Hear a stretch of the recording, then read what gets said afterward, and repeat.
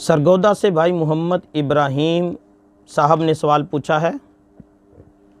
وہ لکھتے ہیں، مولانا ہمارا سوال یہ ہے کہ اگر کسی برتن میں کتا منہ ڈال دے تو کیا یہ برتن ہمیشہ ہمیشہ کے لیے ناپاک ہو گیا؟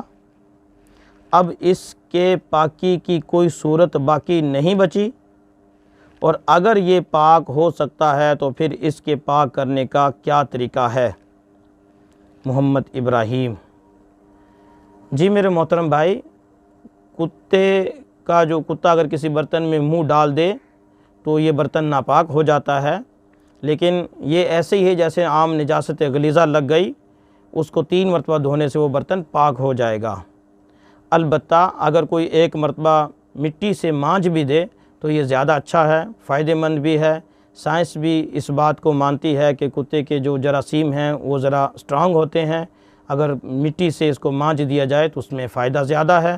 بہرحال اگر کسی نے 3 مرتبہ پانی سے اس برتن کو دھو دیا تو وہ برتن پاک ہو گیا۔ اور یہ کہ جس برتن میں کتا منہ ڈال دے وہ ہمیشہ ہمیشہ کے لیے ناپاک ہو جاتا ہے، ایسی کوئی بات ثابت نہیں، ایسی کوئی بات نہیں۔ نہ ہی اس برتن کو پھینکنا ٹھیک ہے، بلکہ یہ تو مال کا ضائع کرنے والی بات ہے۔